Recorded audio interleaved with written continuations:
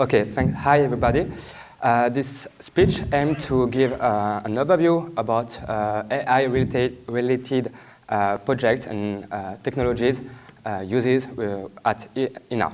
So I can't go in detail for everything, so we will focus about the metadata creation and a few, sorry. Okay, thanks. And a few highlights about some of most important, most prominent project, actually. I will go on the summary. As an introduction, just we have to keep in mind that INA started in 1975, and since our archive, the amount of archive we have to manage, have grown and grown ever. We have three main uses. The first is a professional use. This is the first we try to work on.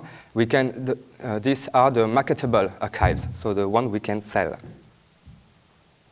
On the other side, we have some research use since 1995, 1992. Those are the legal deposit archive. We can commercialize this, but we have to describe the contents, and it's we will just show the amount of archive, but which we preserve all the programs we are just broadcast, the French program broadcast in France. And since the 2000s, about 2000, we start to invade the web and we try to address new use about editorializing our contents. So we are more and more B2C and B2B platform. With these three uses, we reach about 30 million hours of content, 2.5 for professional archives, and about 25 million for the legal deposit. Since 2006, we also have the web legal deposit. This is not all the web, but this is a selection. I think it's about 300 websites we daily preserve, daily archive. Question is today how AI can help us to manage all of the archive, and we can have all the AI processing for enhancing media quality, and on the other end we have all the processing for enhance the metadata creation. About the processing for enhancing media quality, I will be short on this side. Today we have a dilemma between the preservation and the promotion of our archive.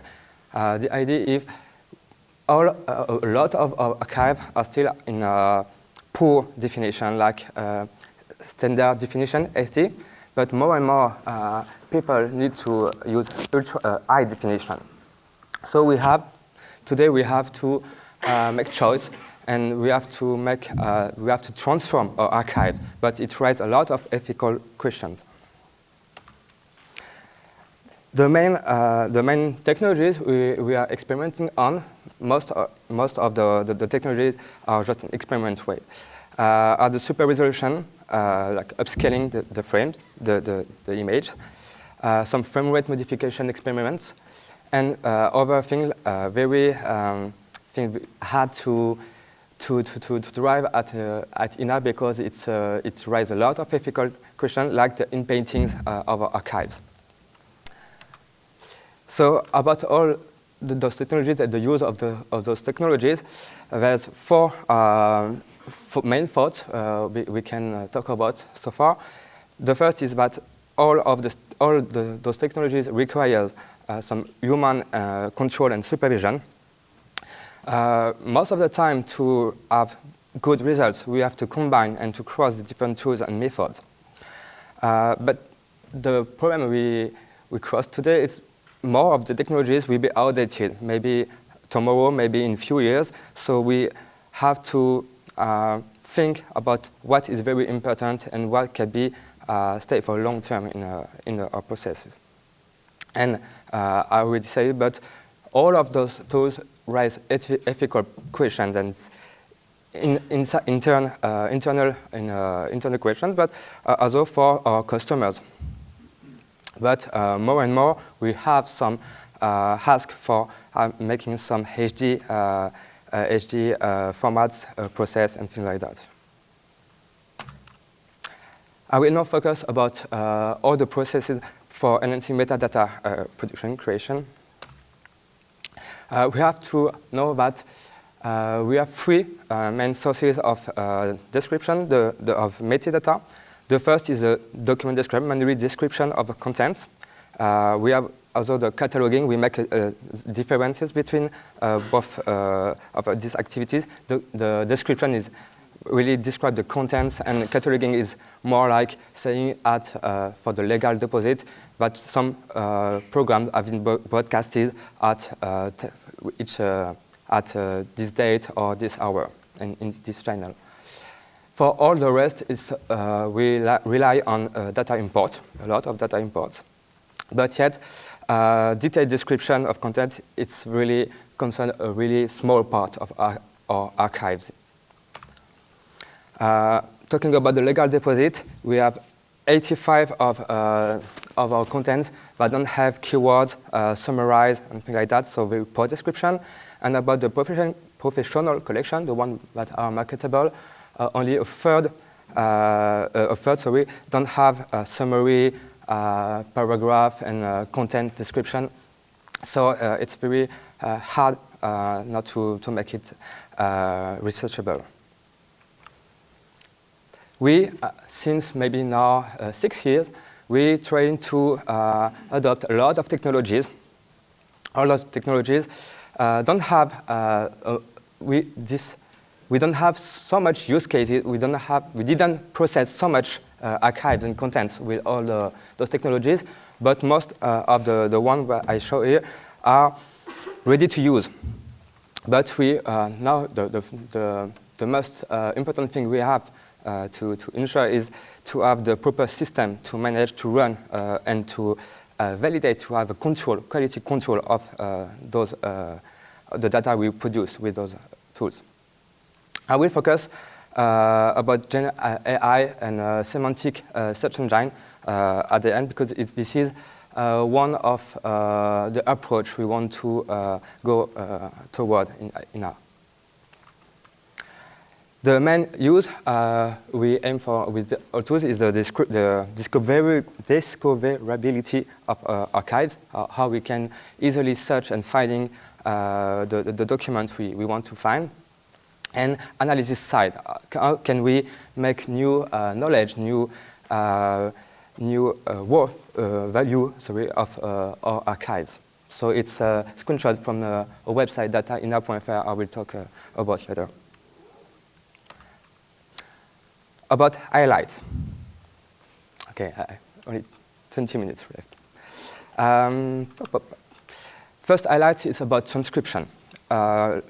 In 2024, we start to implement Whisper at INA, and we aim to transcribe all of our archives.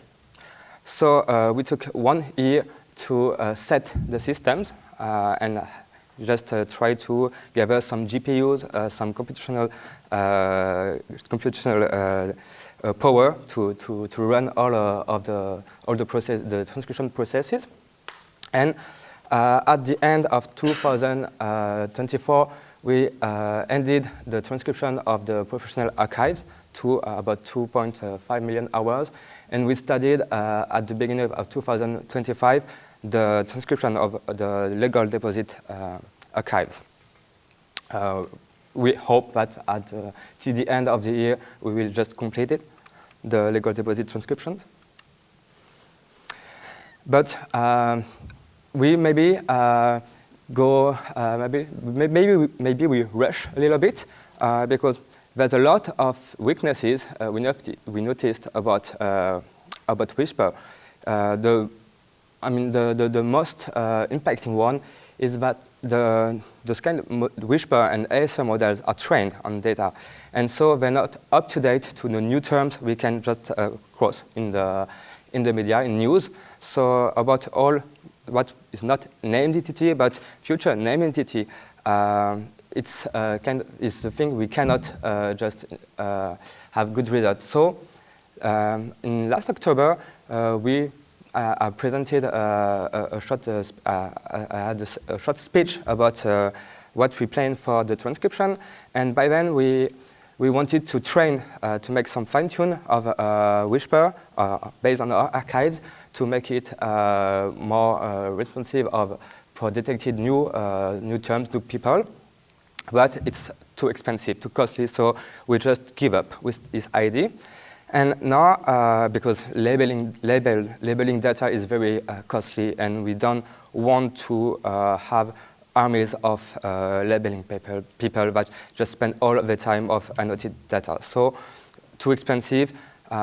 This is not a quality, not very qualitative work, and it is not the first experimenting we have done. Just show that the result was not very satisfying. So we gave up with this idea, and we try to turn to other solutions. We have two main approaches we want to experiment, so it's very new for us. I don't have a real feedback to give about the results, but the first thing we want to enhance is the use of the existing metadata. Like we have a lot of metadata about our programs, and maybe we can just we try to have some processes pipelines that we can add some knowledge during the transcription. Like Whisper, Whisper can have hot word features, like you give a list of words, and it will try to find this word in the audio media you give it. That's one of the solutions. The other one is to rely on other technologies, and we think maybe name entities system can help us to not correcting the transcription result, may give us some other data we can rely on. The idea is to have a in-house made solution based on Refine. Refine is an open source solution made by Amazon, I think. It can make some name entity recognition and name entity linking. Linking is like the disambiguation part is when you have a knowledge base, and starting from the potential name entity, the model will detect, like it will say this word seems to be a people, this seems to be an organization. Then in the second step, it will check in the database, in the knowledge base, if you can make a match with one entity. Sorry. So we are making this, setting this. We aim to have a first working prototype at the end of this month. And the idea is maybe we can, starting from the name entity results, try to correct and enhance the results with things like just after. So I'm sorry. Just all the knowledge base is based on Wikidata, and we aim to import Wikidata data every weeks, at least every weeks. The idea is we have two ways of try to enhance and have a quality control on the name entities. Sorry, instead of just extracting name entities on our footage, on audiovisual footage, we try to rely on news feeds because it's text, and for the name entities is maybe we will have better results if we study with text because there is no ambiguity with the audio pronunciation, the pronunciation of the words. So the idea is we will just extract a lot of words on news feeds, and we will just complete our database with the new name entity we will cross on the news feed. And the idea is we can just try to correct the name entity with when we try to extract name entities on our archives or in audiovisual contents. We want to try to experiment with phonetic embeddings technologies. It's not something that can correct everything, but because there's a lot of things that won't work with, like if you have some exotic names, we're in France, so if we have some people with name that is not common, we are not sure that people will pronounce it correctly, and so it won't solve everything, but it's maybe one approach that can help to have better results. The idea is to combine, have more things that can help us to have better results. And so the phonetic approach and maybe the metadata approach, like starting from for the name entity we find in the news feeds, maybe we can just use those data and compare with the data, the name entities we can find on the audiovisual footage. The idea of the transcription, one use we can make with transcription is we aim to go towards semantic search approach. The idea we already talking this morning and in the afternoon about semantic search. The idea is that we can make some embeddings. Embeddings is like a mathematical description of an information. It's like floating numbers, and we can in a space, in multidimensional space, we can just try to represent this data and make some links, some relation between data. So here, in this example, king and man are related, but man is related to woman, king is related to queen, so we can relate, we can link queen and woman. That's the main idea. We use, with these embeddings, we will use some similarity approaches to make some cluster, some bunch of data that are similar, and we can say this is more or less the same information. The benefits, the thing we want to reach is like is having a new way of searching information.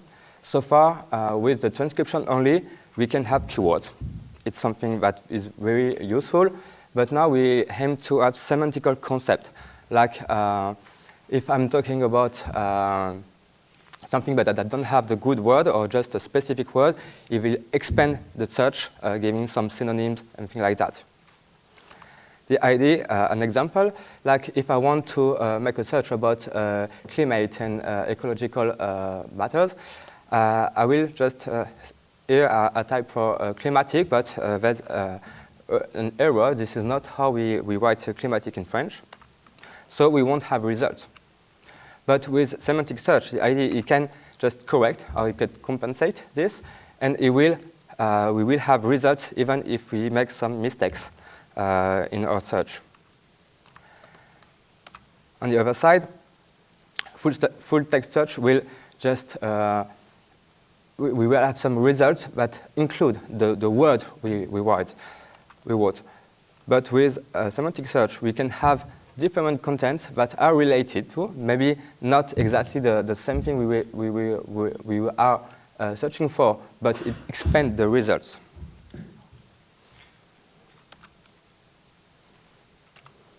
Sorry. So it is not really detailed, and I don't talk about technologies and how we do things. It's very simply. But the idea is starting from the ASS, the speech-to-text model, like Whisper, transcript everything. We can maybe add the named entities. And then with LLMs, we make some summarization. So this is it has been explained before. We make some chunks of the text, and we make the summary on the chunks. We can also rely on metadata and name entity to try to enhance the context and the information we give to the LLM. For the final part, we will we will just make the embeddings and the semantic search embedding. It's still a prototype about the semantic search is not released yet. We're still experimenting on, and we are making some evaluation with our customers, our intern customers. We, at last, we want to set some multimodal semantic search, like multimodal approach, like it was said before. We are experimenting on clip too, and the fact is, for now, we just don't have real results, but we are just experimenting on the different technologies we can easily work with. So we have to ensure to have algorithm that can be used for multimodal data, for text, image, sound. We must have some similarity algorithm that are satisfying and can make those links between the different embedding. And finally, we are working to find some proper vector search engine to have something that is researchable and have a good response time. Just two other highlights about use cases and use cases that are like something that we can have some benefits for our users. For the internal company users, we just a few months ago, maybe three months ago, we started to expose a service that is called Toolbox, in our Toolbox. The idea is to make some on-demand processing. So far, we just implemented the ASR model, Whisper. So we have at TNS some people that can just, it's more for editorial department. They are the most frequent user of this service. But they can just make some transcription on demand with Whisper.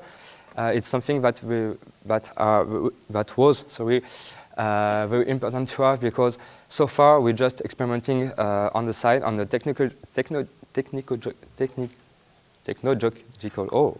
about technologies, and people on the enterprise didn't really know what they can do and how. I mean, in which extent it is very useful. And so for them, it's a good way to make users understand how they can use this. And by the way, most of the people, journalists and people from the editorializing side, were already using transcriptions tools, but not the ones we produce in the institute. About data in our.fr, this website, so it's a website that just gives some analysis, not analysis, but some information, some data to make a proper analysis of media, French media. So it relies on AI-generated data. So far we have we work with 20 channels. 5 radio channels and 15 TV channels, and the metadata are from 2018 to 2025. The idea is to have some metadata coming from the recognition or name entities, facial recognition or name entities data. So far, we don't use the facial recognition, but we want to use it by the end of the year. And we have transcription that can help us to have summaries.